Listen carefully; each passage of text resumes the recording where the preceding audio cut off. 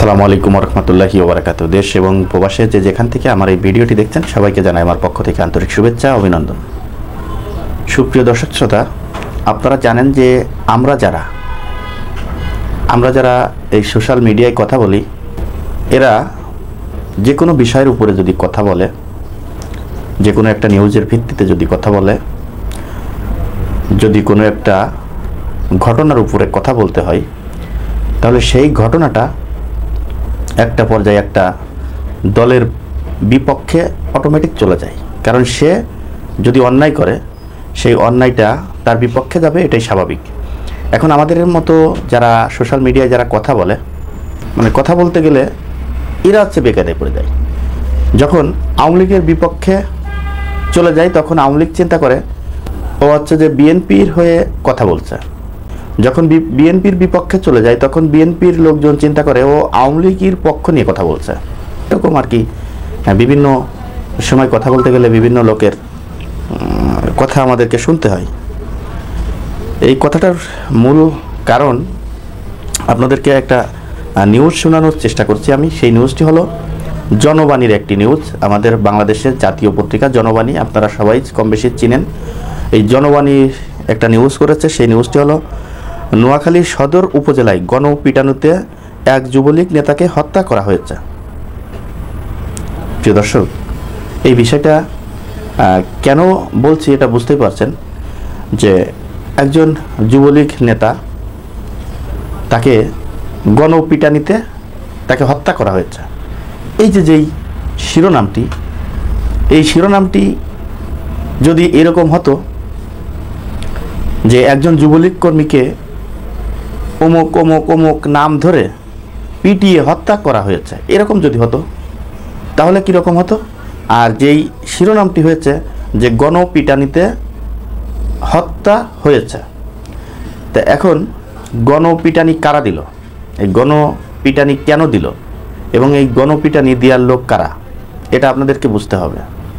এখন কথা হচ্ছে কোনটা, যে এই যে গণপিটানি দিয়ে মানুষকে মেরে ফেলা, এটাই যে বিচার বহির্ভূত যে হত্যাকাণ্ড, এটা কি কোনো আইনে আছে যে গণপিটানি দিয়ে মানুষকে মেরে ফেলতে হবে? যদি সেই আইন না থাকে, তাহলে এই যে গণপিটানি দিয়ে যারা মানুষকে মারতেছে, এদের বিরুদ্ধে আইন প্রশাসন কেন ব্যবস্থা নিচ্ছে না? সে যে দলেরই হোক না কেন, গণপিটানি দিয়ে মানুষকে মেরে ফেলতে হবে কেন? সে যদি অন্যায় করে, তাকে আইনের আওতায় তুলে দিন। এখন এই কথাটা হয়তোবা কারো না কারোর বিরুদ্ধে চলে যাবে। এখন বিরুদ্ধে গেলেও কি কিছু করার আছে? সত্য কথা তো বলতেই হবে। আর সত্য কথা বলতে যে যদি কারো বিপক্ষে চলে যায়, তাহলে তো কিছু করার নাই। এ সময় গণপিটানির শিকার আরও 3 জন গুরুতর আহত অবস্থায় হাসপাতালে চিকিৎসাধীন অবস্থায় রয়েছে। নিহত নেতার নাম আব্দুস শহীদ। তিনি পূর্ব চরমটিয়া ইউনিয়ন যুবলীগের সহসভাপতি ও মমিন উল্লাহ মুন্সির ছেলে। আহতরা হলেন মোহাম্মদ জামাল হোসেন, মোহাম্মদ জাবেদ, মোহাম্মদ রিয়াদ হোসেন। গণপিটানির একটি ভিডিও সোশ্যাল মিডিয়ায় ভাইরাল হয়েছে। 1 মিনিট 8 সেকেন্ডের ওই ভিডিওয় দেখা যায় আব্দুস শহীদের হাত পিছন থেকে বাঁধা, ঘরের ফ্লোরে রেখে তাকে পিটানো দিচ্ছে কিছু যুবক সহ কয়েকজন। এ সময় তারা তাকে লাঠি দিয়ে মারতে থাকে এবং কেউ কেউ মাথায়, মুখে ও বুকে লাথিও দেয়।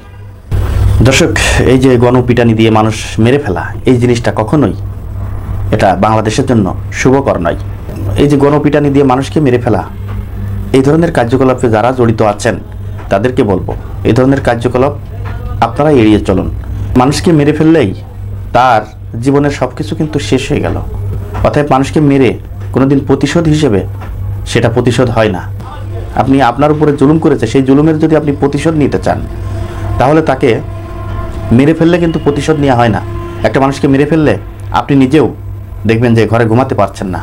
আপনার হাতে একটা মানুষ আপনি পিটিয়ে মেরে ফেলবেন, আপনি নিজেও কিন্তু দেখবেন যে ঘরে ঘুমানোর সময় আপনার কষ্ট লাগবে যে লোকটারে মারতে মারতে কি মেরেই ফেললাম, এটা কি ঠিক করলাম কিনা, এই কাজটা কি আমাদের দ্বারা ঠিক হলো কিনা, এই যে পাপ করলাম, এই পাপ আল্লাহ আমাকে মোচন করবে কিনা। দেশের মানুষ দেখেন, মানুষ তো মানুষের জন্য, মানুষ তো মানুষের প্রতিশোধ নেওয়ার জন্য না। প্রতিশোধ যদি নিতে হয়, তাকে যদি শিক্ষা দিতে হয়, তাহলে আইনের মাধ্যমে আইনের হাতে তুলে দিন।